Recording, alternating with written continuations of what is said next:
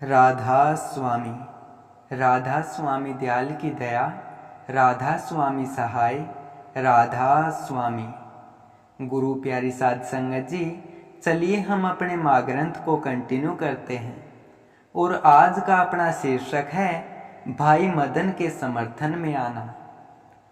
आग लगी आकाश में, झड़झड़ पड़े अंगार, संत न होते जगत में, जल मरता संसार।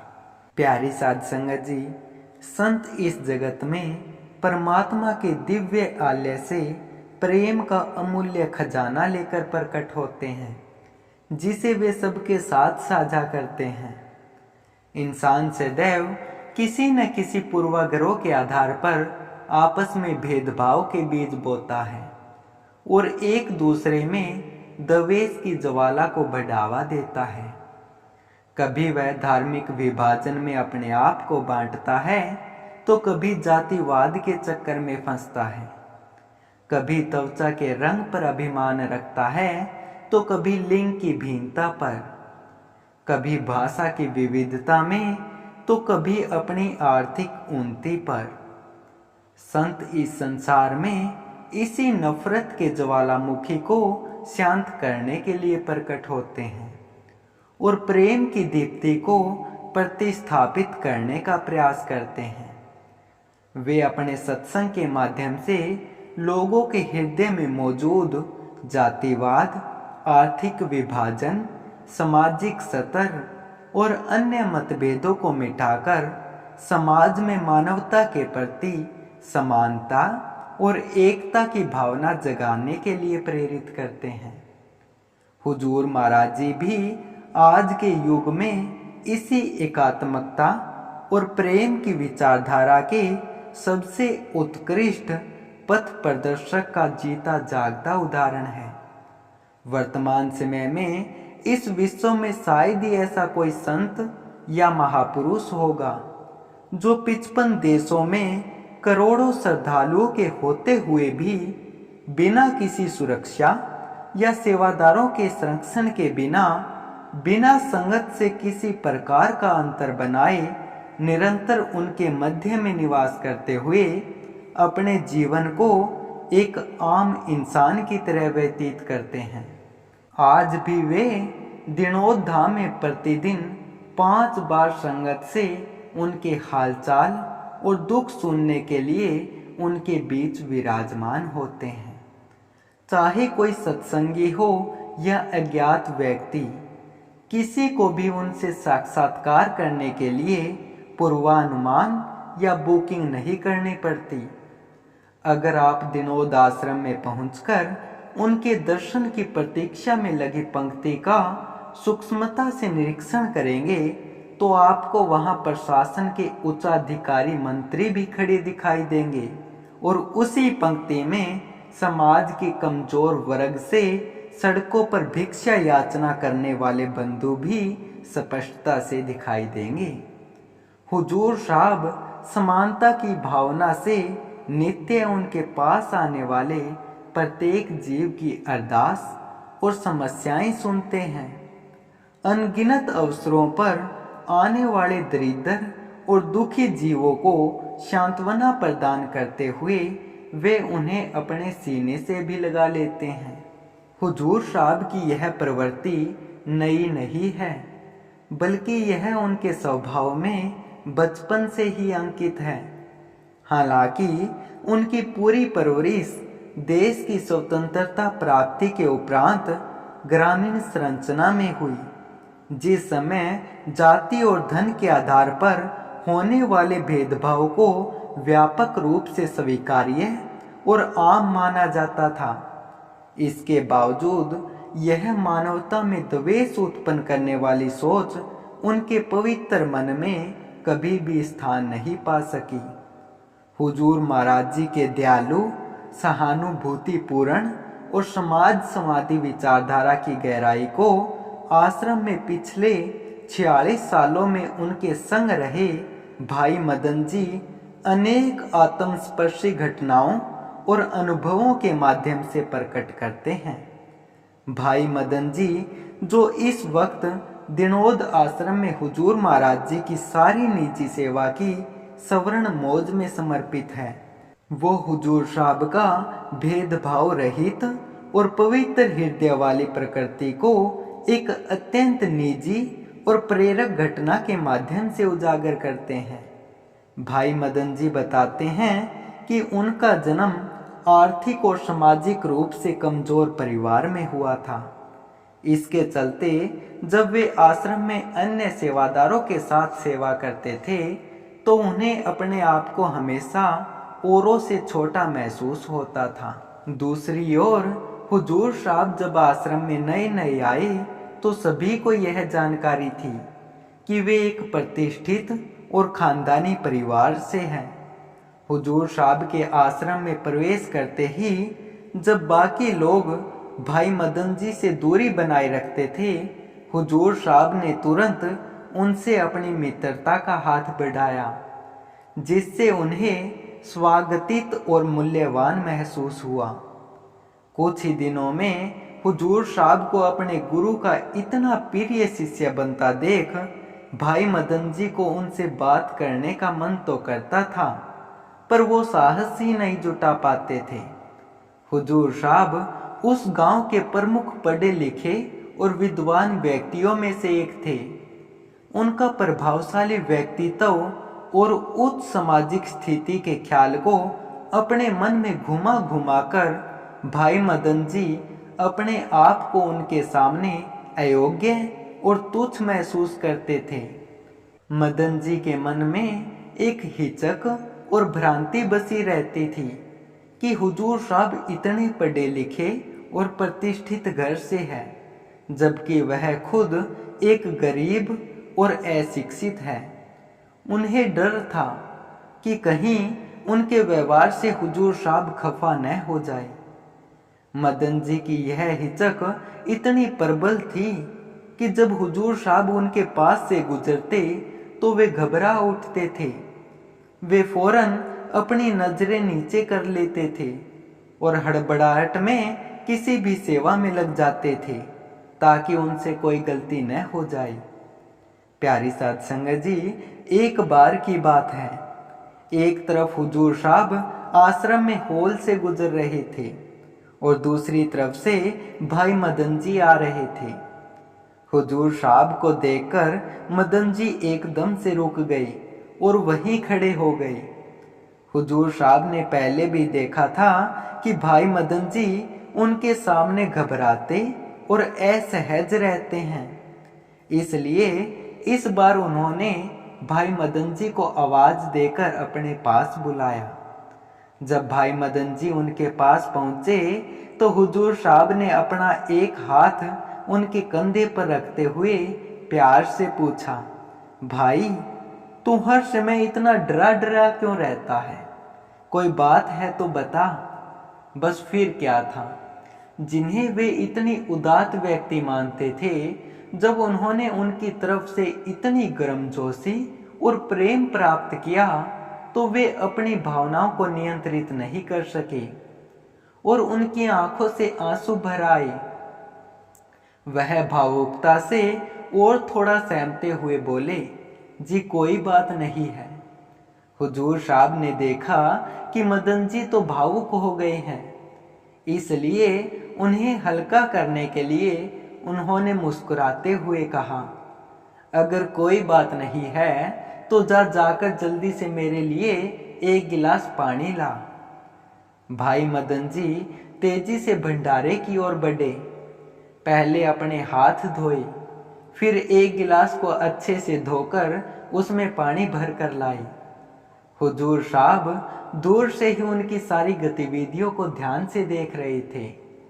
जैसे ही भाई मदन जी पानी लाए, हुजूर साहब ने उनसे मुस्कुराते हुए कहा, अरे वाह, इतनी सूझबूझ से और साफ सुथरे तरीके से काम करने वाला तू तो सच में बहुत कामयाब लड़का है। हुजूर साहब के मिलनसार और सहज व्यवहार को देखकर भाई मदन जी की सारी झिझक और डर मिट गई और उनका हृदय प्रफुल्लित हो गया। हुजूर साहब जो एक सच्चे गुरमुख थे और जो दिन रात गुरु की सेवा में व्यस्त रहते थे।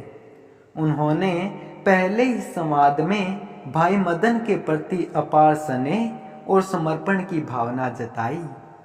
इस सादगी और विनम्रता के प्रदर्शन ने भाई मदन जी के हृदय को छू लिया। इस घटना के बाद भाई मदन जी की हुजूर साहब के प्रति भावना और भी गहरी हो गई और दिन प्रतिदिन उनका प्रेम बढ़ता गया। जिस गुरुमुख पर गुरु अपना प्यार दिखाता है वो स्वाभाविक रूप से अन्य गुरु प्रेमियों के लिए प्रिय हो जाता है। हुजूर साहब भी बड़े महाराज जी को सबसे प्यारे लगते थे। जब भी हुजूर साहब आश्रम में प्रवेश करते, बड़े महाराज जी का मुख चांद जैसा प्रकाशित हो उठता था।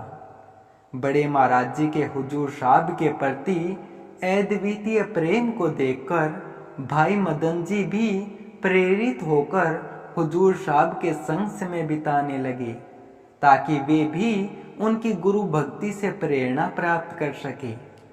भाई मदन जी को अच्छी तरह से पता था कि हुजूर साहब के पास एक क्षण के लिए भी विश्राम करने का समय नहीं है। वे स्कूल से लौटकर बड़े महाराज जी की सेवा में समर्पित हो जाते थे और उस सेवा से निवृत्त होकर अगले दिन स्कूल के लिए निकल पड़ते थे। इस प्रकार उनका संपूर्ण दिन अनवरत यातायात और सेवा में ही लगा रहता था।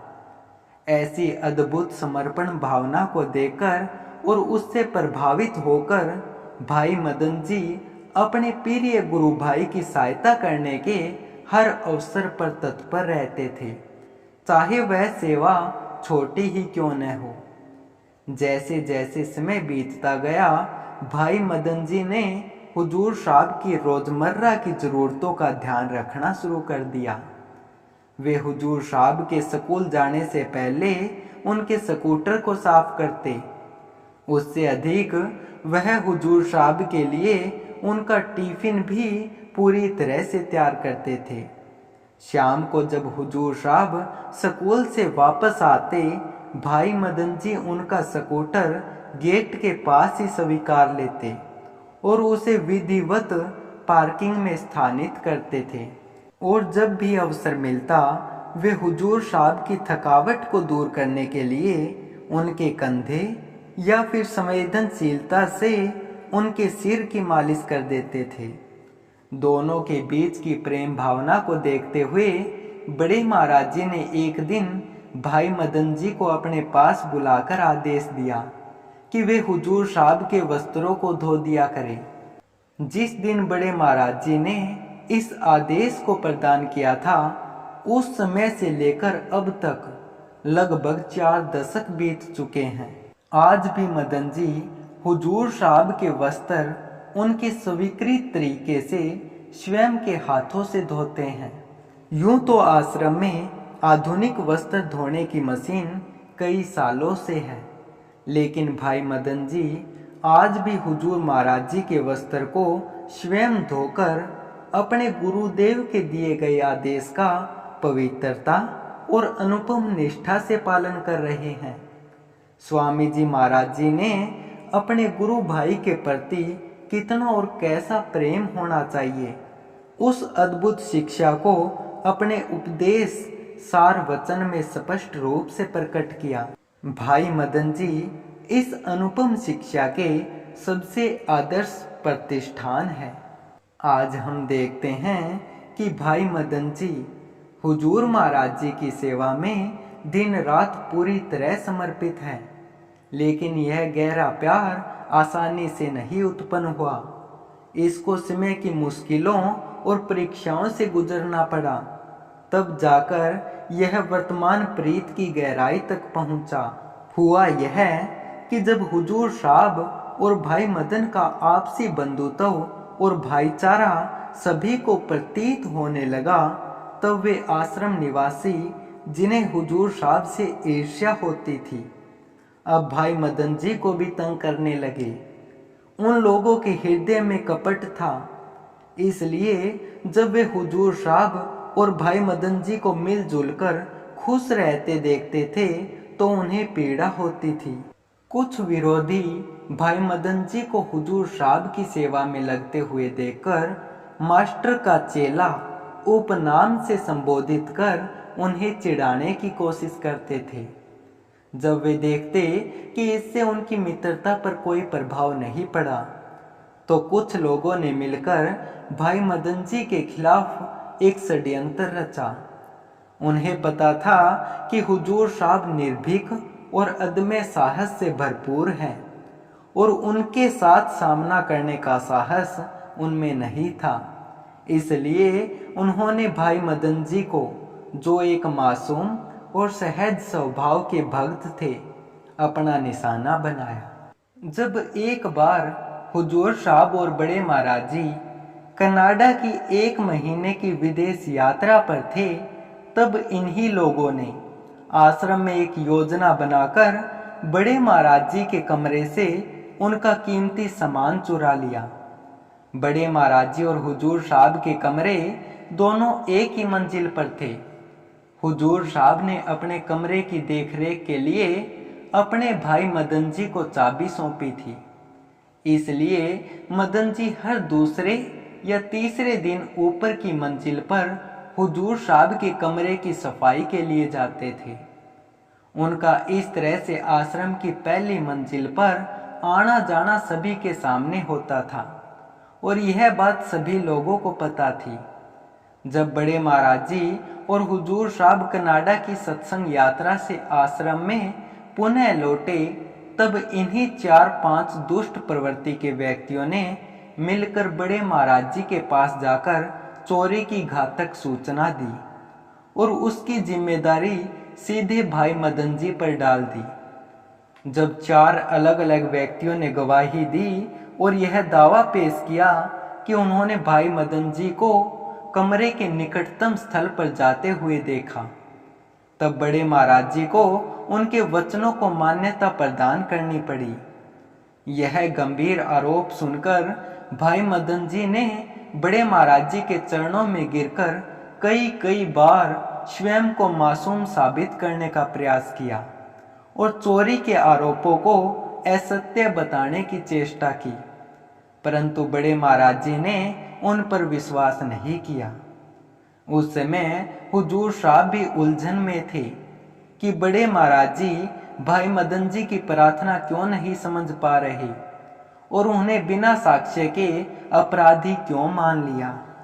बड़े महाराज जी ने अन्य आश्रम वासियों द्वारा लगाए गए आरोपों को अविवादित स्वीकार करते हुए भाई मदन जी पर रोष प्रकट किया और उनसे कहा कि वे तुरंत आश्रम छोड़कर चले जाएं और कभी वापस लौट कर न आए। प्यारी साध संगत जी, संतों की लीला को समझ पाना बहुत ही कठिन है। उनकी अद्वितीय मौज, उनके निर्णय, उनके उपदेश और उनकी योजना, यह सब आम मनुष्य के समझ के परे होते हैं। उस समय बड़े महाराज जी ने भाई मदन जी को एक ऐसी कठिन परीक्षा में डाला जो पहली नजर में वनवास की कठोर सजा के समान लगती थी, परंतु इस परीक्षा का परिणाम यह हुआ कि भाई मदन जी हुजूर साहब के प्रति एक गहरे और अटूट बंधन में बंध गई। यह घटना उनके जीवन में एक ऐसा मोड़ लेकर आई कि उनका हुजूर साहब के प्रति प्रेम बड़े महाराज जी की तुलना में भी अधिक प्रगाढ़ हो गया। बड़े महाराज जी का यह आदेश भाई मदन जी पर अचानक बिजली की चोट की तरह पड़ा। जिस स्थल पर वे खड़े थे वहीं वे संवेदनाओं में डूबकर बैठ गए। अपनी आंसुओं से भरी आंखों से उन्होंने अपनी बेगुनाही के अनेक तर्क दिए, लेकिन बड़े महाराज जी ने उनकी कोई भी बात को ध्यान में नहीं लिया। अपनी साजिश सफल होते देखकर उन दुष्ट प्रवृत्तियों वाले लोगों के चेहरे पर घमंड भरी मुस्कान छा गई थी। यह देखकर हुजूर साहब ने अचानक उठते हुए भाई मदन जी का साथ दिया और अपने तेजस्वी रूप में उन सभी लोगों को डांटते हुए कहा, बिना किसी ठोस सबूत के तुम लोग इस गरीब लड़के को दोषी बना रहे हो। क्या तुम्हें शर्म नहीं आती यह मासूम और निर्दोष है, और सिर्फ इसलिए क्योंकि वह कमजोर और असहाय है तुम सभी मिलकर इसे आश्रम से बाहर फेंकना चाहते हो। अगर इस लड़के ने आज से पहले कभी कोई गलती की हो तो मुझे बताओ। फिर हुजूर साहब ने बड़े महाराज जी से भावुक होकर कहा, महाराज जी, आप जानते हैं कि मैं अन्याय का समर्थन नहीं करता। इस समय आप इस लड़के के प्रति अनुचित व्यवहार कर रहे हो सकता है कि इसमें कुछ दोष हो, परंतु यह चोर नहीं है, और यदि यह आश्रम छोड़कर जाएगा तो मैं भी इसके संग बाहर चला जाऊंगा। हुजूर साहब के मुख से यह वचन सुनकर भाई मदन जी की आंखों से आंसू बहने लगे। अक्सर स्वार्थ के लिए लोग अपने प्रियजनों का साथ छोड़ देते हैं, और यहाँ हुजूर साहब, जिनका उनसे कोई सीधा नाता नहीं था, उनके पक्ष में उतर आई और उनकी सहायता के लिए इतनी बड़ी आहुति देने को तैयार थे। जब भी भाई मदन जी उस ऐतिहासिक घटना के पलों को याद करते हैं, उनकी आंखें भावुकता से छलछला उठती है और उनका हृदय गहरे अनुराग से भर जाता है। वे भाव विभोर होकर कहते हैं कि हुजूर साहब की असीम महानता और उनके अपार प्रेम की गहराई को शब्दों में बांध पाना असंभव है। उनके अनुसार कोई भी भाषा, कोई भी अलंकार इस अद्भुत अनुभूति का पूर्ण चित्रण नहीं कर सकते, और इसे सिर्फ हृदय की गहराइयों में महसूस किया जा सकता है। स्वार्थ रहित भाव से अपनी संपूर्णता को दांव पर लगाना, यह किसी उत्कृष्ट महापुरुष की ही विशेषता है। हुजूर साहब ने इसी वाक्य से भाई मदन जी के दिल में अपनी खास जगह बना ली थी। इस घटना से भाई मदन जी को अंतर्दृष्टि हो गई कि हुजूर साहब केवल एक सामान्य व्यक्ति नहीं है, बल्कि वे एक अतुलनीय महापुरुष हैं, जो अनगिनत दीनानाथों का सहारा बनने के लिए ही प्रकट हुए हैं। हुजूर साहब की बातें सुनकर बड़े महाराज जी दुविधा में पड़ गए। एक तरफ कुछ लोग मदन के खिलाफ गवाही दे रहे थे, और दूसरी तरफ उनका प्रिय शिष्य मास्टर था। महाराज जी समझ गए थे कि मास्टर सचमुच मदन के साथ आश्रम छोड़ देंगे, इसलिए उन्होंने मदन से कहा, अब तो तू इस वक्त अपने घर चले जा।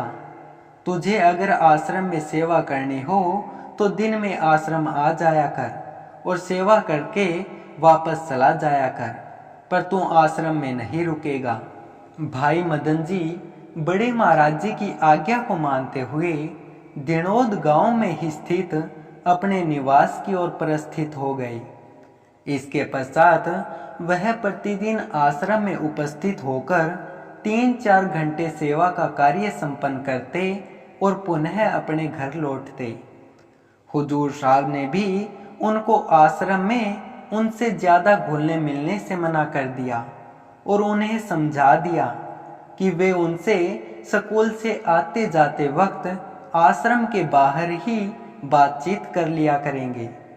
हुजूर साहब जानते थे कि यदि वह और मदन जी पुनः साथ में देखे जाएंगे तो उनके विरोधी व्यक्तिगण उनकी साझेदारी को देखकर जलन महसूस करेंगे और फिर से कोई न कोई योजना के बहाने से मदन जी को आश्रम से दूर करने का प्रयास करेंगे। भाई मदन जी इस फरमान को अपने जीवन में वनवास की दीर्घकालिक घटना के तुल्य मानते हैं। वे बताते हैं कि इसकी वजह से प्राय 2 वर्ष तक वे अपने गुरुदेव और प्रिय गुरु भाई हुजूर साहब से विमुक्त रहे। वे अपने दुख दर्द को दिल की गहराइयों में छुपाकर निष्काम भाव से आश्रम में सफाई की सेवा करते और फिर अपने घर लौट आते थे। उस अवधि में उनका मन निरंतर यह प्रार्थना में रहता कि महाराज जी पुनः अपनी कृपा बरसाएं और उन्हें अपनी शरण में स्थायी स्थान प्रदान करें। लगभग 2 वर्ष बाद उनका सिमरन फलीभूत हुआ। जब हुजूर साहब ने एक दिन बड़े महाराज जी के चरणों की सेवा करते वक्त उनके सामने अपनी बेनती रखी। हुजूर साहब ने कहा, महाराज जी, ये मदन को आश्रम से निकाले इतने वर्ष हो गए हैं, उस लड़के का कोई कसूर साबित नहीं कर पाया है, फिर भी वह चुपचाप यहाँ से निकल गया और बिना किसी को कुछ बोले अब भी रोज सेवा करता है। उसका कसूर यही है कि वो गरीब घर से है और वो बाकी लोगों की तरह उल्टा जवाब नहीं दे सकता। वो हमेशा दुखी रहता है। एक बार के लिए उस पर लगाए आरोपों को भूलकर आप ही कोई उसकी ऐसी गलती बता दो कि जो आपको इतने वर्षों में नजर आई हो। इस बेचारे ने हमारे पीछे से ऐसा क्या ही कर दिया होगा कि सब लोग एकदम से इसके पीछे पड़ गए।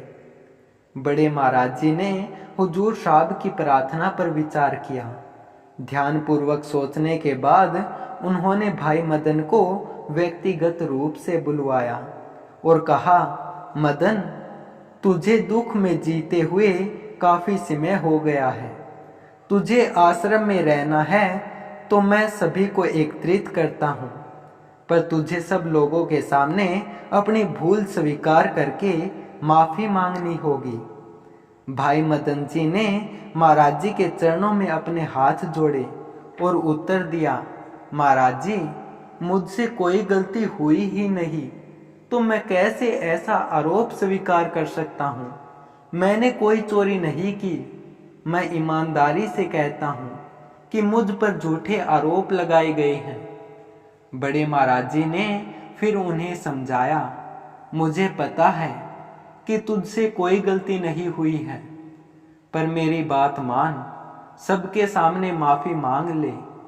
तुझे झुकता हुआ देखकर जो लोग तुझसे ईर्ष्या करते हैं उन्हें अपनी विजय का एहसास होगा, और जब तू झूठे आरोपों को स्वीकार करेगा तो उनके अहंकार को शांति मिलेगी और वह स्वयं तुझे परेशान करना छोड़ देंगे।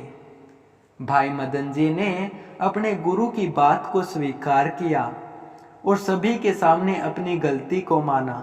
जिन्होंने उन पर आरोप लगाया था उनके पैरों को छूकर माफी मांगी और प्रतिज्ञा की कि वह ऐसी गलती फिर नहीं करेंगे। भाई मदन जी ने उस दिन सबके सामने अपनी पराजय स्वीकार की, लेकिन अपनी विनम्रता से उन्होंने बड़े महाराज जी के हृदय को सदा के लिए जीत लिया था। उस क्षण गुरु की इतनी कठिन परीक्षा का सामना करना सबके बस की बात नहीं थी। अगर भाई मदन जी की जगह कोई और होता तो संभवतः गुरु को झूठे लोगों का साथ देता हुआ देखकर उसका विश्वास डगमगा जाता, परंतु वही व्यक्ति गुरु की कठोर परीक्षा में खरा उतरता है जिसने पहले ही अपना सब कुछ गुरु के चरणों में समर्पित कर दिया हो। तभी तो कहा है, मोती निपजे सीप में, सीप समुंदर माँ, कोई मर्जीवा काट सके जीवन की गमना। प्यारे साध संगत जी, शायद उस समय भाई मदन जी को इसका आभास नहीं था, किंतु शुरुआत से ही उनका हुजूर साहब के समीप संचार और उनके प्रति उनका गहन सेवा भाव तथा असीम प्रेम एक महज संयोग नहीं था। यह वास्तव में बड़े महाराज जी की रहस्यमय और अद्भुत लीला थी, जिसका उद्देश्य था भाई मदन जी को भविष्य में हुजूर साहब के अति निकट सहयोगी और एक विशेष सेवादार के रूप में तैयार करना। जब बड़े महाराज जी को यह अनुभूति हुई कि भाई मदन जी में अटूट समर्पण और पूर्ण निष्ठा विकसित हो चुकी है, तब उन्होंने अपने परम धाम की यात्रा से पूर्व अपनी सबसे अनमोल विरासत यानी हुजूर साहब की देखभाल का जिम्मा भाई मदन जी को सौंप दिया। यह गूढ़ रहस्य बड़े महाराज जी ने स्वीकृत अपने मुखारविंद से अपने अंतिम समय में प्रकट किया था। दिसंबर 1996 की एक सर्द सुबह में जब बड़े महाराज जी ने आश्रम में एकांतवास करते हुए अपनी अद्भुत साधना की नई यात्रा आरंभ की, उनके परम धाम की ओर प्रस्थान के 4-5 दिन पहले उन्होंने भाई मदन जी को अपने निजी कक्ष में आमंत्रित किया। भाई मदन जी ने बड़े महाराज जी के पवित्र चरणों में स्वयं को समर्पित करते हुए अपने हृदय की गहराई से एक प्रार्थना की, महाराज जी कृपया अपने निर्णय पर पुनः विचार करें और संगत का मार्गदर्शन पुनः स्वीकार करें।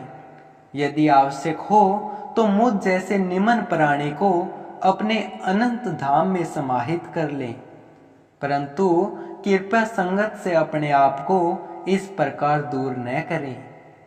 इस अद्भुत प्रार्थना को सुनते ही बड़े महाराज जी ने उन्हें अपार स्नेह और करुणा से देखा और मिश्रित मुस्कान के साथ कहा, अरे पगला, इन सभी निर्णयों की सूझी बूझी तो स्वयं राधा स्वामी दयाल ही करते हैं, उनकी मौज में सोच विचार नहीं लगाते। फिर उन्होंने अत्यंत स्नेह भाव से भाई मदन जी की ओर दृष्टि डाली।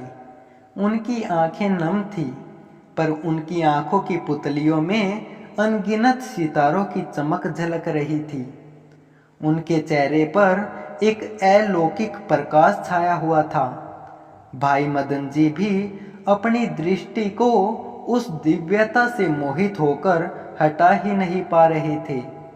फिर बड़े महाराज जी ने उनको हुक्म दिया, मेरी एक बात मानना, मेरे पीछे से कभी भी मेरे मास्टर को अकेला नहीं छोड़ना। आगे चलकर मास्टर को बहुत काम करके दिखाने हैं। कैसा ही वक्त आए तुम उससे कभी दूर नहीं होना। जैसे ही भाई मदन जी ने ये शब्द सुने, उनकी आंखों से विरह और संवेदना से भरी अश्रुधारा बह निकली। उनके व्याकुल मन को शांत करने के लिए बड़े महाराज जी ने अपने दिव्य स्पर्श से उनके सिर पर प्यार से हाथ फेरा।